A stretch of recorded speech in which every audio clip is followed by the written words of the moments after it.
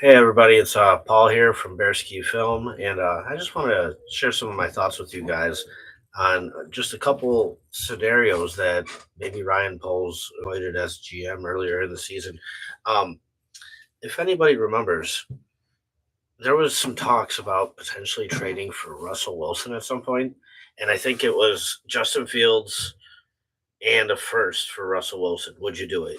And I mean, I was always against that from the start. I said I don't know if I'd even do it straight up. And look at even though the Broncos have kind of turned some corner maybe this season a little bit, it's still a year and a half of just bad football from Russell Wilson. So that might have been a bullet that was avoided. So um, also there was wide receiver during free agency last year, Kenny Galladay, that was coming off of the Giants. That I don't know if he's actually on any team currently right now.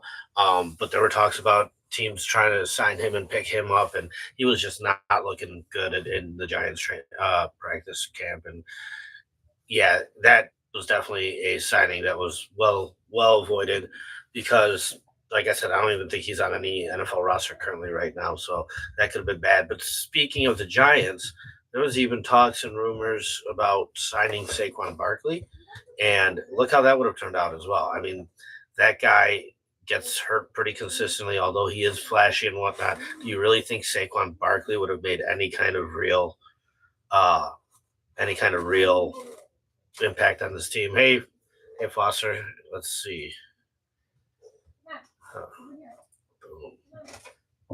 Yep, Galladay is definitely a free agent. He is not on any team. So, yeah, we had there could have been some disastrous moves that Ryan Poles could have made that were definitely avoided. And I think a lot of people don't don't really tend to reflect on those, or they kind of forget about them. Another one that you could look at is signing David Montgomery. His production on the Lions has been very minimal.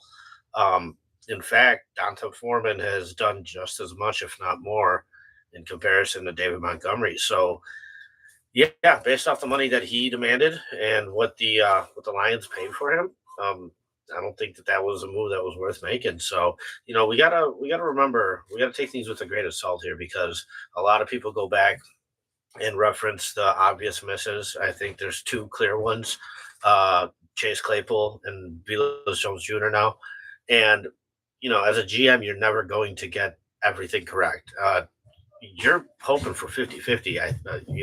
If you do that, if you hit on half your signings and half your draft picks, you tend to work out to be a pretty good team. So there are going to be misses. And what I do like about Ryan Poles is that, if you're going to sit here and invest draft capital into some of these trades, uh, at least at the back end of things, you're trading picks back and picking up draft capital in that process. So at least you're giving yourself some chips to be able to play with instead of just doing what previous regimes have done here, and that's kind of go all in on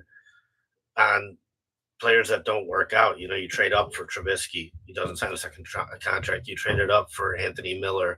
He did not sign a second contract. You traded up for Leonard Floyd. He did not sign a second contract. So that's a bad way to build a football team, but it's a very easy way to kill one. So we've seen that firsthand. And although not every single move that Ryan Poles makes is going to work out, I do really appreciate his approach to building a football team. I think the draft is a crapshoot, to be honest with you guys. There's so many misses and there's so many late hits. You can just go through the list. Yep. Yeah, Foster's right. Go down the list with Poles picks this year. Even Bell was snagged. Yep, it's true. Yeah, so the guys that he's out there scouting, the guys that he's out there picking up are quality guys at that too. And you see it with Braxton Jones in a fifth round pick. That's your starting left tackle that you can hit on some of these late picks, and Ryan Poles is definitely capable of doing that with him being able to trade back and acquire more draft capital and everything like that.